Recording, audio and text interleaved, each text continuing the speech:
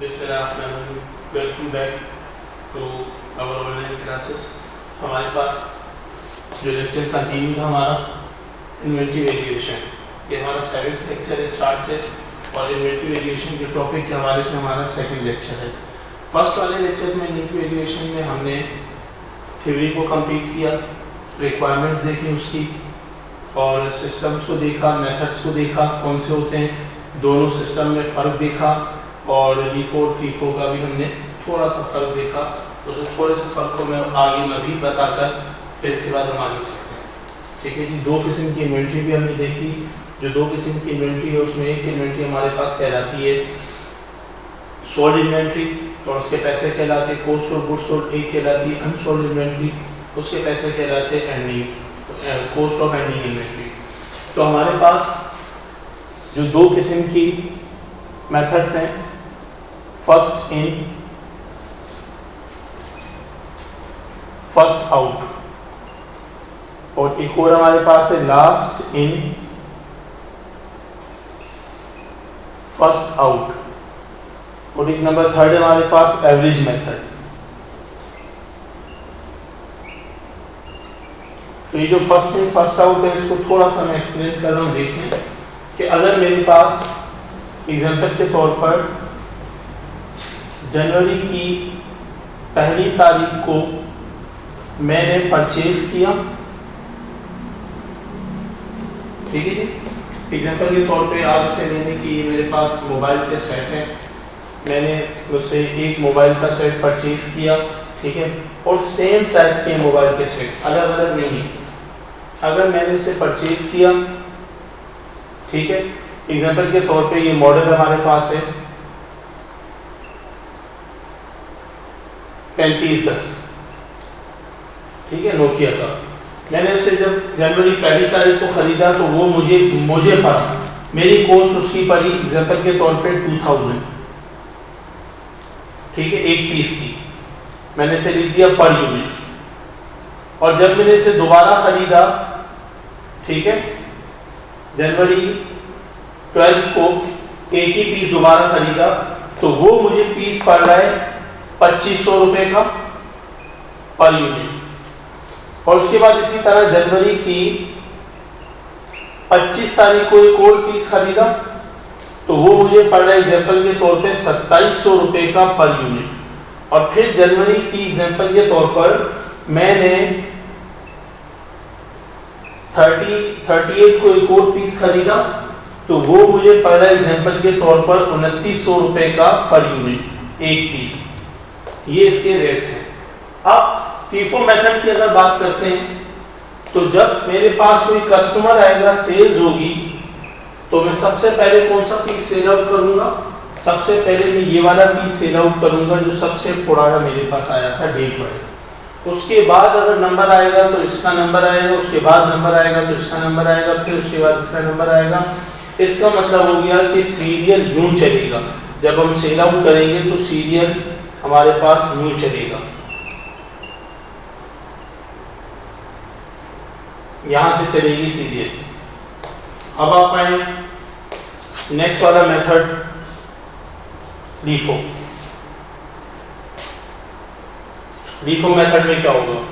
LIFO method में सबसे पहले ये वाला बिकेगा, उसके बाद इसका नंबर आएगा, उसके बाद इसका नंबर आएगा, उसके बाद इसका नंबर आएगा। यहाँ हमारे पास सेल्स बिल्कुल चेंज हो जाएंगी। इसका मतलब हो गया कि LIFO वाले मेथड में जब सेल आउट होगी तो वो बजाय यूं सेल आउट होने के हम यूं सेल आउट करेंगे। LIFO में हमारे पास यूं सेल आउट होती है, जो लास्ट में आता है वो सबसे पहले बिकता है, वो सबसे पहले, उसके बाद उसके बाद उसके बाद उससे पुराना, उससे पुराना और उससे पुराना। तो ये हमारे पास FIFO और LIFO मेथड में दोनों में फ़र्क है। इसे यूँ भी आमतौर पे लिखा जाता है कि आपके पास अगर एग्जाम्पल के तौर पे इन्वेंट्री रखी हुई है, ठीक है, और आपने अगर यूँ इसे ख़रीदा और यहीं से बेचा, तो ये कहलाता है कि जो सबसे आखिर में आया है उसे आपने सबसे पहले बेचा है, ये कहलाता है LIFO मेथड। और अगर ये यूँ लिखा हुआ है कि आपने जो सबसे आपके पास अभी अभी जो लेटेस्ट आया है आपने उसे सेल आउट किया है, सबसे पुराने वाले को पहले सेल आउट किया है, तो इसे कहते हैं FIFO मेथड। तो इस तरह हमारे पास ये दो डायग्राम है FIFO और LIFO को समझने के लिए। और जो थर्ड वाला हमारे पास मेथड है एवरेज मेथड, उसमें आप क्या करते हैं कि ये जैसे आपके पास सामान आया है, इस सामान को आपने, जो आपके पास सामान आया है, इसे आपने आने के बाद ना आपने इस तरीके से बेचा ना आपने इस तरीके से बेचा, बल्कि ये हो गया मिक्सअप। मिक्सअप होने के बाद आप इसमें से कोई भी पीस उठा के कभी ये कभी ये कभी ये पीस आप सेल आउट करते हैं, ये आपके पास कहलाता है एवरेज मेथड। तो हमारे पास 3 किस्म के ये मेथड्स होते हैं जो मैंने आपको कोशिश करके डायग्रामेटिकली समझा दिया। अब जा रहे डायरेक्टली क्वेश्चन की तरफ।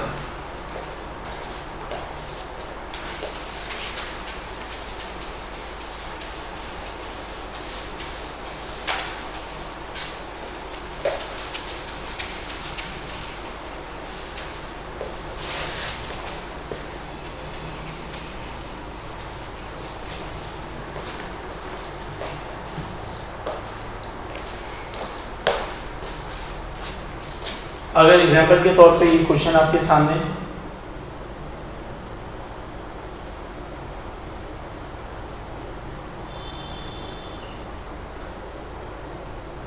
ये आपके पास ट्रांजैक्शंस है।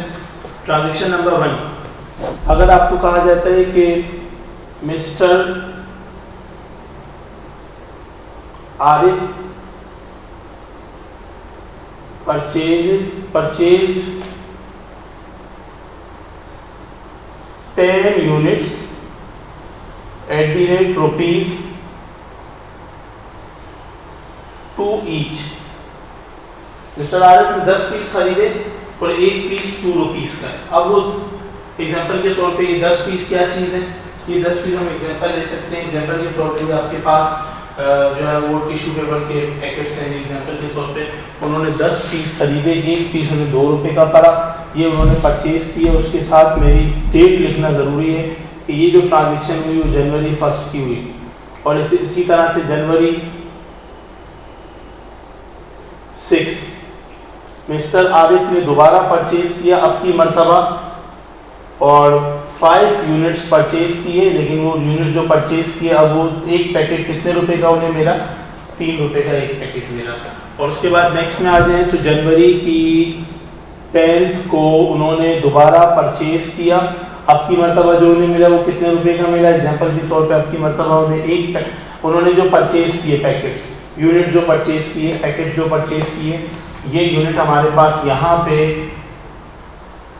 पैकेट्स हो सकता है, ठीक है, packets of tissue.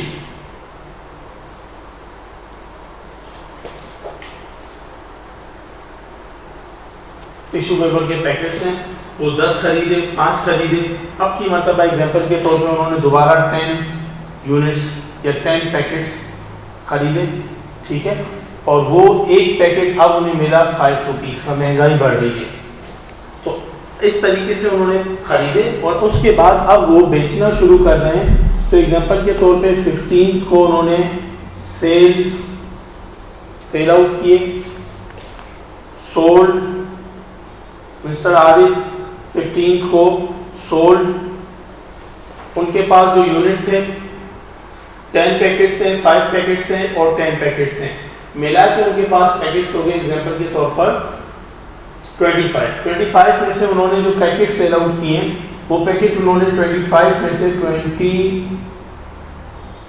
22 packets sell out किए, और वो पैकेट जो उन्होंने सेल आउट किए वो आपके पास कीमत उनकी लिखी हुई है कि एक पैकेट उन्होंने 10 रुपीज़ का बेचा। अब आप नेक्स्ट में आए, जनवरी 21 को उन्होंने दोबारा परचेज किया और उनके पास 10, 25 में से 23 या 22 हटा दे तो सिर्फ 3 पैकेट्स बच गए। 3 के बाद एग्जांपल के तौर पे 7 पैकेट्स और उन्होंने परचेज किए, और वो एक पैकेट उन्हें पहले आखिरी जो कीमत थी वो 5 रुपीज़ थी, अब उन्हें एक पैकेट एग्जांपल के तौर पे मिल रहा है 10 रुपीज़ का, ठीक है। अब उसके बाद आए जनवरी की 27 को दोबारा सोल्ड किए, बेचे। अब कितने पीस बेचे, उनके पास टोटल अब 10 पीसेस रह गए थे। 10 में से उन्होंने एग्जांपल के तौर पर 5 पीसेस सेल आउट किए पैकेट्स, और एक पैकेट को उन्होंने सेल आउट किया ₹15 का।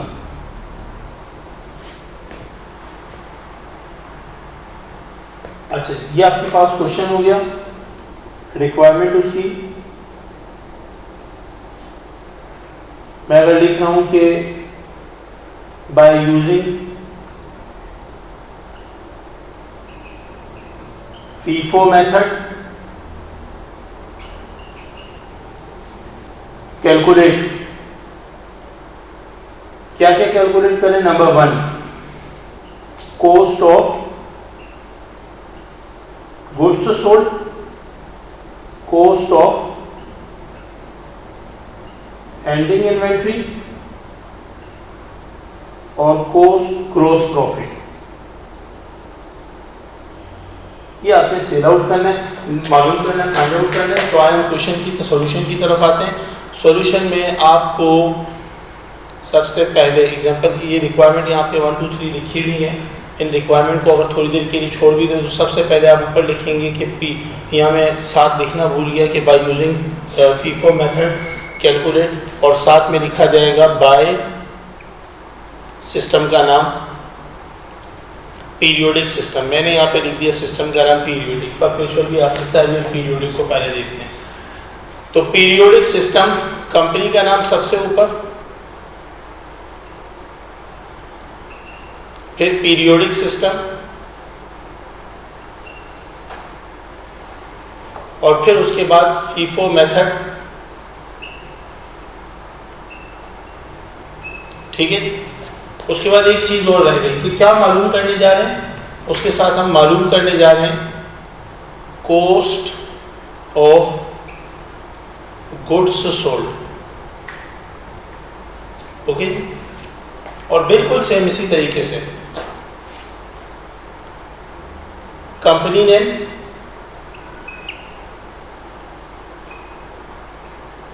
पीरियोडिक सिस्टम, FIFO मेथड, और अब क्या मालूम करने जा रहे हैं? Cost of ending inventory. ठीक है जी, और उसके बाद लास्ट एक रिक्वायरमेंट है ग्रॉस प्रॉफिट की, उसे हम बाद में या नेक्स्ट में देखते हैं। तो अब हमारे पास इसके लिए एक हम सबसे पहले कॉलम बनाते हैं जिसमें हम लिखते हैं डेट, और अगले कॉलम में हम लिखते हैं पार्टिकुलर्स। यहाँ हम लिखते हैं एक कॉलम में अमाउंट, एक कॉलम में हमारे पास आता है रेट, और एक कॉलम में हमारे पास आता है यूनिट्स। और बिल्कुल सेम यही कॉलम आप नीचे बनाएंगे, यहाँ आपके पास आ जाएगी डेट,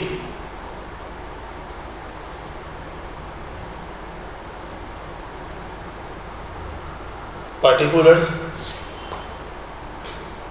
यूनिट्स, रेट, अमाउंट। अच्छा जी, अगर कॉस्ट ऑफ गुड्स सोल्ड देखना हो तो सबसे पहले छोटी सी कैलकुलेशन हम करते हैं। वो यहाँ पे हमारे पास रफ वर्क के तौर पे कैलकुलेशन का काम है। मुझे ये बताएं कि टोटल करें जल्दी से कि हमने टोटल परचेजेस कितनी की है। परचेजेस नंबर 1, पहली परचेज हमने कब की है? जनवरी की 1 को हमने सबसे पहली परचेज की है, और वो हमारे पास यूनिट्स पैकेट्स लिखे हुए 10, तो 10 पैकेट हमने सबसे पहले किए। उसके बाद जनवरी की 6 को दोबारा परचेज किए, कितने पैकेट्स? 5। उसके बाद इसी तरह से जनवरी की 10 को दोबारा परचेज किए, कितने पैकेट्स? 10। उसके बाद फिर कब परचेज किया हमने? उसके बाद सोल्ड डाला, फिर यहाँ परचेज किया हमने।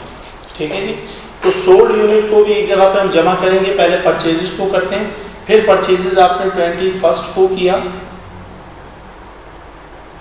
7 पीसेस, 7 यूनिट्स। इस तरह आपके पास टोटल परचेजेस कितना ठहरा? टोटल परचेजेस हमारे पास हो गया 10, 10, 20, 27, 32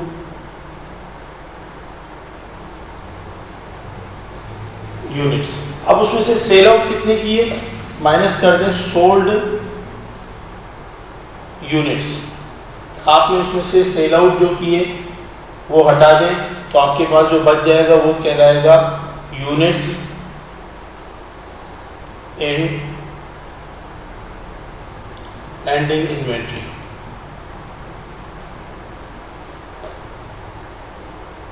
कितने यूनिट सोल्ड आउट किए? एक मरतबा 22 और एक मरतबा 5, यानी कि 27 इसमें से आप हटा दें तो आपके पास आखिर में बच गए 5 यूनिट्स। ये आपके पास एक छोटी सी कैलकुलेशन है जो हमने रफ वर्क के तौर पे कैलकुलेशन की है। तो अब आप इस कैलकुलेशन की बुनियाद पे यहाँ पर आए कि आपने इस वाले कॉलम में, इस टेबल में क्या लिखना है? Cost of goods sold, sold unit के पैसे। अब ये बताएं कि सोल्ड यूनिट कितने हैं? थोड़ा सा अपने रफ वर्क के तौर पे यहाँ पे लिख दें कि सोल्ड यूनिट 27 है। इसका मतलब 27 यूनिट्स के पैसे यहाँ पे लिखने हैं। यूनिट्स में टोटल हमें 27 चाहिए। और यहाँ क्या लिखना है? Cost of ending inventory. Ending inventory के यूनिट्स कितने हैं? किन की इन्वेंट कॉस्ट की बात की जा रही है? एंड में जो यूनिट बचे हुए वो 5 यूनिट्स हैं, उसके पैसों की बात की जा रही है। यहाँ पे 5 आना चाहिए। अब देखते हैं कि ये 27 कौन से हैं। तो जो सेल आउट हैं वो 27 है, उसकी यहाँ कॉस्ट लिखनी है। तो 27 कौन से सेल आउट किए हैं आपने? ये वाले, ये बीच बीच में से निकाले, यहाँ से चले वहाँ से चले। फीफो मेथड कहता है कि फर्स्ट इन फर्स्ट आउट, जो पहले आया था उसको पहले बेचने वाली लिस्ट में लिखना, बिके हुए की लिस्ट में लिखना। तो पहले जो आया था वो सबसे पहले कौन सा था? ये वाले 10 थे। तो सबसे पहले जनवरी की पहली तारीख के जो परचेजेस में लिखे हुए हैं वो 10 पैकेट्स हमने, कितने का एक पैकेट था? 2 रुपीस का। इस तरह 20 रुपीज उसकी लागत बनी। ये सबसे पहले हमने बेचा। उसके बाद फिर नंबर किसका आया? क्या ये 10 27 हो गए? नहीं, अभी 10 हुआ, इसको 27 तक लेकर जाना है। फिर इसके बाद इस पैकेट का नंबर आया, ये खरीदा हुआ हमने जो 5 पैकेट्स थे, और ये 3 रुपीस का खरीदा हुआ था, इसे हमने बेचा। कि अब ये 27 बने? नहीं। फिर इस पैकेट को दिया, इसमें से हमने जनवरी 10 परचेज 10 पीसेस और पैकेट्स, और एक पैकेट 5 रुपीस का खरीदा हुआ 50। कि अब ये 27 बन गए? नहीं, अभी 2 बाकी है। इसका मतलब इसके बाद हमने इस वाले खरीदे हुए में से 7 पीसेस बेचे होंगे। ठीक है, 7 पीसेस में से 2 पीसेस और बेचे होंगे। तो फिर इसके बाद इसका मतलब हो गया कि जो जनवरी की 21 वाला हमारे पास है, इसमें ये जो परचेजेस आपके पास ऑर्डर आया हुआ था, इस पैकेट में से आपने 2 पीस और बेचे तो 27 बने, और ये पीस आपने कितने का ही खरीदा हुआ है? 10 का। तो इस तरह आपकी इसकी लागत बनी 20। अब मुझे ये बताएं कि ये सारा सेल आउट हुआ, ये सारा सेल आउट हुआ, वहाँ लिख दिया सोल्ड में, ये सारा सोल्ड में लिख दिया। ठीक है, इसमें से कितना सोल्ड में लिखा? इसमें से 2 को सोल्ड में लिखा। फिर एंडिंग में कितना लिखना पड़ेगा? कितने बच गए पीस? 5। ये वही 5 पीसेस हैं जो यहाँ पे बचे हुए, हमने वहाँ कैलकुलेट किए थे। तो यहाँ लिखा जाएगा कि जनवरी की 21 वाली जो इन्वेंट्री है, उसमें जो परचेजेस वाला सामान पैकेट था, उसमें से 5 पीसेस, जो कि एक पीस कितने का खरीदा हुआ था? 10 रुपीस का, वो बच गए। टोटल 50 रुपीस का माल बच गया। तो इस तरह हमारे पास, इसे जरा टोटल करें, 50, 70, 90, 100, 100, 5, 70, 90, 100, 105। इसका मतलब हो गया, अगर इसे मैं नाम देना चाहूँ, इसे वैसे टोटल का कॉलम कहते हैं, इसे कहते हैं ये टोटल का कॉलम है, टोटल रो है। और इस 27 को नाम दिया जाएगा सोल्ड यूनिट्स, और इसे नाम दिया जाएगा कॉस्ट ऑफ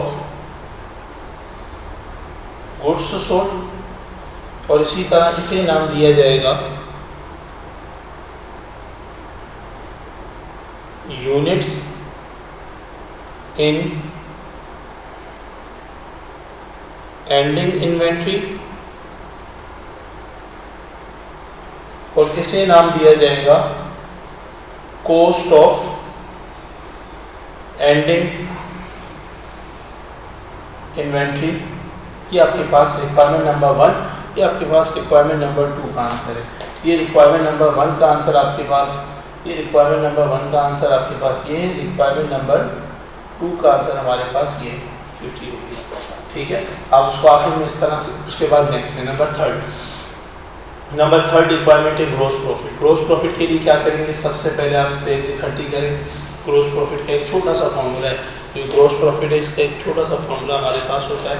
इसका फॉर्मूला क्या है हमारे पास, कि आप सेल्स में से माइनस कर दें कॉस्ट ऑफ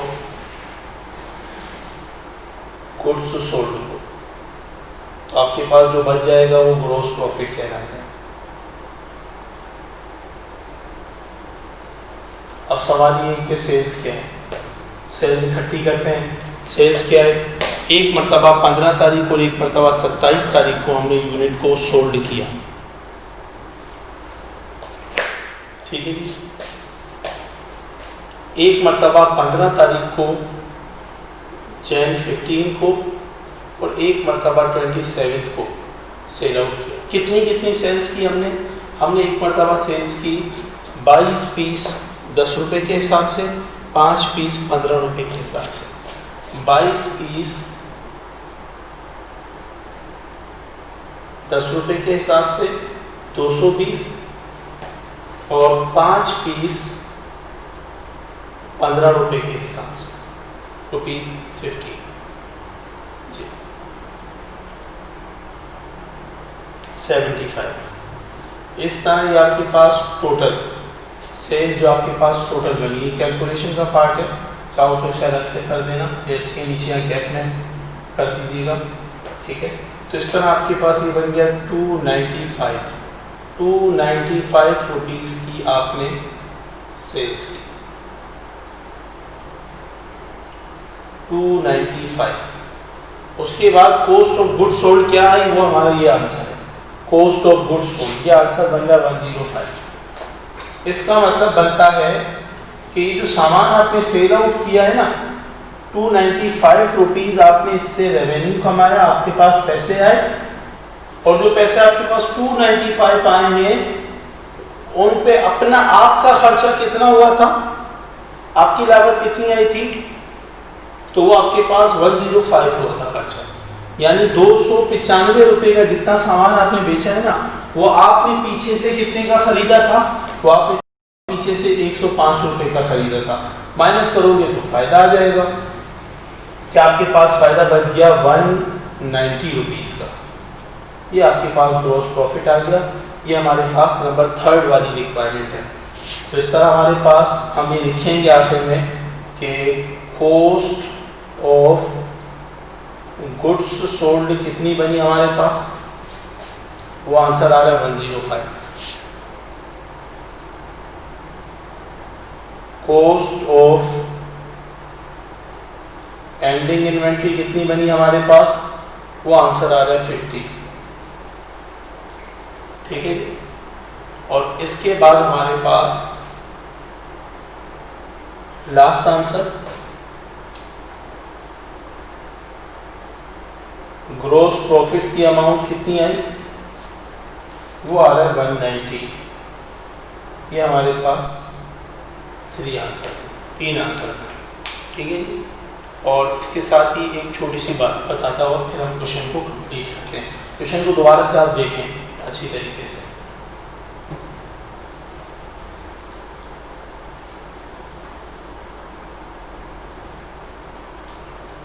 अच्छा जी, मैं क्वेश्चन को थोड़ा सा आपको दोबारा से देखें, इसी क्वेश्चन को एक और तरीके से लिखने का, एक और अंदाज से लिखने का एक और अंदाज। ठीक है, लेकिन एक और बात मैं आपको बताता हुआ जाऊँ कि रफ करने से पहले वो रफ कर दूंगा तो दोबारा वो बात नहीं रहेगी कि आपके पास ये जो आपके पास पीरियोडिक वाला सिस्टम है, फीफो मेथड है, इसमें आपके पास आपने कैलकुलेट क्या किया, कॉस्ट ऑफ गुड्स सोल्ड, याद रखें, तो उसका आंसर ये आया।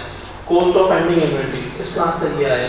ये जो दो आंसर है ना, अगर रिपोर्टिंग के लिए कहा जाए तो ये दो आंसर आपके आगे जाकर, मैं इसे यहाँ से रफ कर रहा हूँ ताकि आपको मैं बता सकूँ कि आपके पास जो दो आंसर हैं, ये दोनों आंसर आपके पास रिपोर्ट कहाँ पे होते हैं, रिपोर्ट कहाँ होते हैं। ये जो कॉस्ट ऑफ गुड्स सोल्ड है, ये आपके पास इनकम स्टेटमेंट जब बनती है तो उसमें लिखा जाता है sales minus cost of goods sold, और आपके पास आ जाता है ग्रॉस प्रॉफिट, फिर आप माइनस कर देते हैं एक्सपेंसेस वगैरह, ये आपके पास फिर आ जाती है नेट इनकम की अमाउंट, ये आपके पास इनकम स्टेटमेंट का पार्ट है। और छोटी सी इनकम स्टेटमेंट अभी हमने यहाँ ग्रॉस प्रॉफिट के लिए यहाँ तक बनाई भी थी, वो वही थी।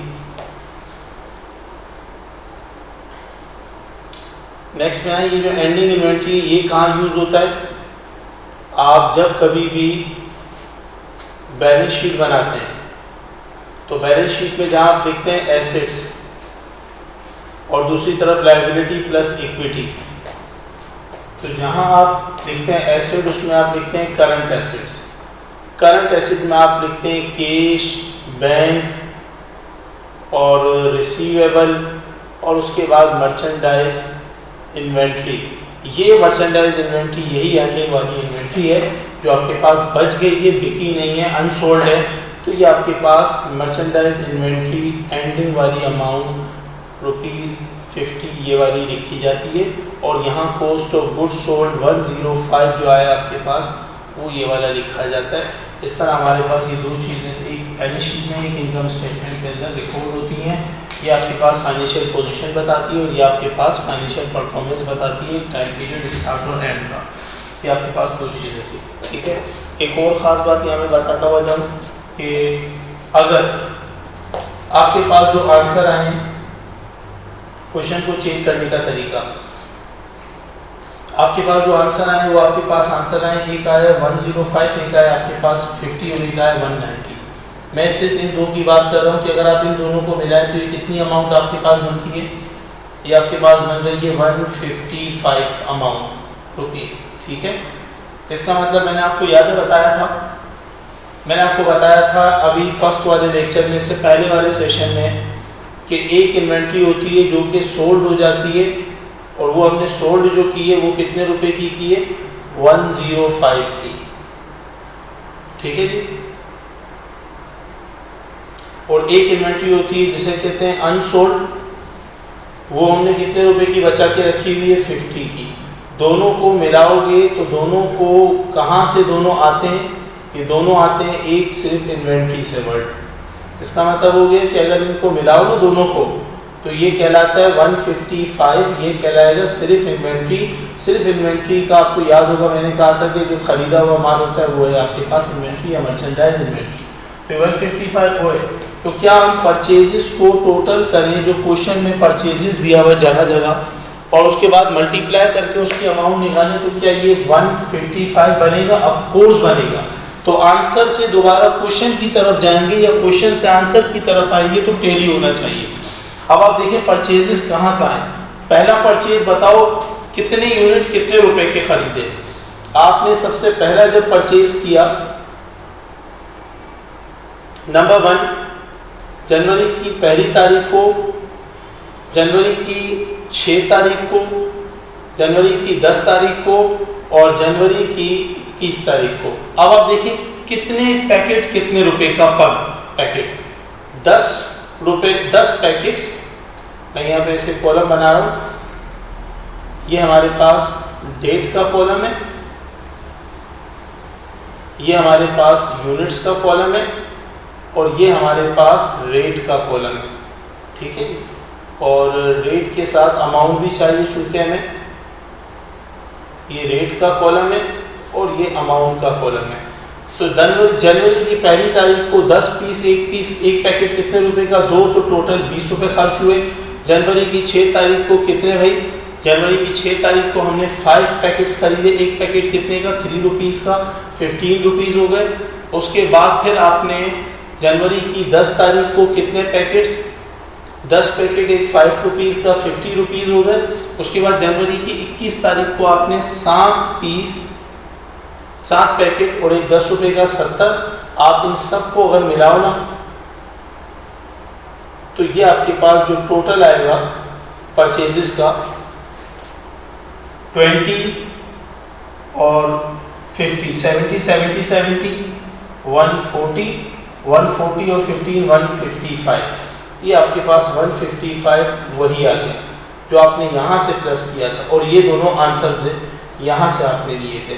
तो मैं आपको ये बताना चाह रहा हूँ कि देखें, आप अगर आंसर लेकर आते हैं तो तब भी आपके पास दोबारा वही रिवर्स में आंसर आ जाता है जो कि क्वेश्चन का। ठीक है, मैं अब आपको दोबारा से एक मरतबा इसी तरह से टेली का और तरीका और LIFO और FIFO मेथड या फिर कॉस्ट ऑफ गुड्स और कॉस्ट ऑफ हैंडलिंग इन्वेंटरी को कैलकुलेट करने का एक और तरीका बता रहा हूँ जो आसान से सिर्फ सिंपल सा आपने किया हुआ सॉल्व, सिर्फ एक तरीका का बता रहा हूँ कि इस अंदाज से भी उसे देखा जा सकता है टेली करने के लिए।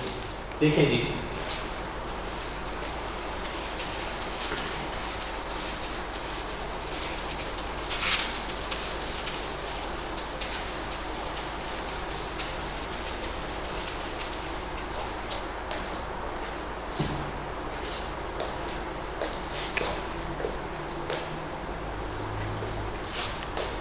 आपने अगर इनमें से सारे परचेजेस को लिए,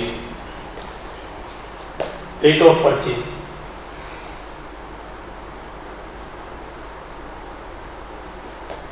फिर आपने आगे लिखा यूनिट्स,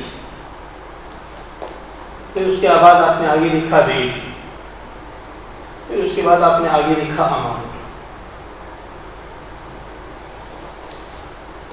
अच्छा, सबसे पहले डेट ऑफ परचेज, जनवरी 1, जनवरी 6, जनवरी 10, 21, ठीक है, 1 2 3 4 10 5 10 7 10 5 10 7 2 3 5 10 2 3 5 10।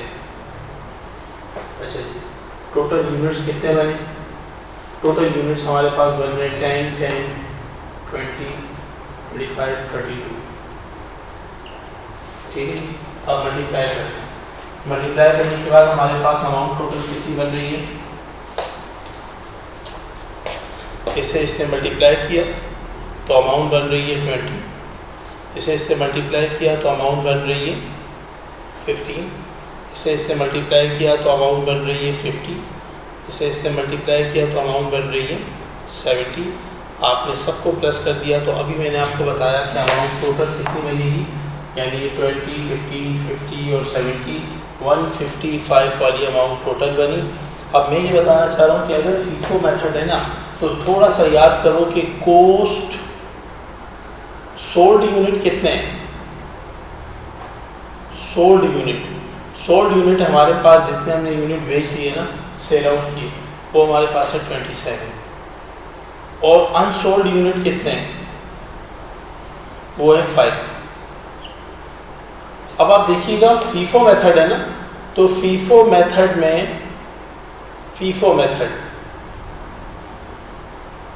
यहां से बेचना शुरू करो तो ये 20 बने, 20 में 15 को जमा करो तो ये बन गया 35। मैं सॉरी फॉर दैट कि मैं इसे अमाउंट देख रहा था, अमाउंट को, रेट को नहीं देखना, यूनिट अभी यहाँ पर है हमारे पास 10 में जमा करने अगले वाले यूनिट्स तो कितने बने? वो बने 15 के बाद उसमें अगले वाले 10 जमा कर ले तो वो कितने बने?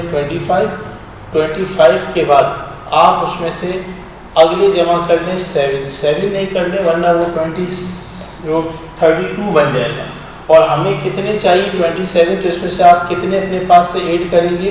आप इसमें अपने पास से ऐड करेंगे सिर्फ 2। तो यहाँ तक आपके पास ये वाला पार्ट बन गया, 27 यूनिट्स आ गए, और ये बन गया आपके पास इसकी जब सोल्ड यूनिट्स। और जो आपके पास इसी के 2 हिस्से किए, 2 यहाँ गए, 5 आपके पास आपने अलग जगह पे रिपोर्ट कर लिए, इसे कहते हैं sold units in handling inventory. तो इस तरह हमारे पास 2 किस्म के यूनिट्स हैं, 2 किस्म की इन्वेंटरी, एक सोल्ड वाली और एक अनसोल्ड वाली। वो एक चार्ट से भी इस तरीके से आप बता सकते हैं। ठीक है जी। अच्छा, इस चार्ट के अंदर एक और बात याद रखें कि आपके पास ये जो पैसे हैं ना, मैं इसे एरोज वगैरह को रफ कर रहा हूँ ताकि थोड़ा सा समझने में आसानी हो। एरोज वगैरह को अगर रफ करूँ तो देखें, इसके पैसे कितने बनते हैं 20, इसके पैसे 5 के कितने बनते हैं 15, इसके पैसे कितने बन रहे हैं 50, ठीक है जी। और इसमें से 2 के पैसे कितने बनेंगे, एक अगर 10 का 20। इनके पैसों को इकट्ठा करोगे, यूनिट को इकट्ठा करोगे तो सोल्ड यूनिट, पैसों को इकट्ठा करोगे तो कॉस्ट ऑफ गुड्स सोल्ड। और इसमें फिर 5 के पैसों को अलग करोगे, वो 50 बनते, वो कहलाएगा कॉस्ट ऑफ एंडिंग इन्वेंट्री। ये हमारे पास इस तरीके से ये टॉपिक है और ये क्वेश्चन है हमारे पास। इसके साथ ही फीफो मेथड मैंने करवाया, लीफो मेथड आप करेंगे। नेक्स्ट सेशन में मैं खुद भी इसे बताऊंगा, फिर हम एवरेज वाला मेथड भी करेंगे और इसके साथ ही क्वेश्चन की प्रैक्टिस रखिएगा। ये क्वेश्चन आपको अपनी से 5 में मिलेगा, ठीक है। ये आगे से पहले क्वेश्चन नहीं आया हुआ और थ्योरी ज़रूर पढ़ें, ठीक है। और इसकी ज़्यादा से ज़्यादा प्रैक्टिस करें और कोई क्वेश्चन हो तो वो फिर ग्रुप में शेयर करें। तो भी अपना ख्याल रखें। अल्लाह हाफिज़।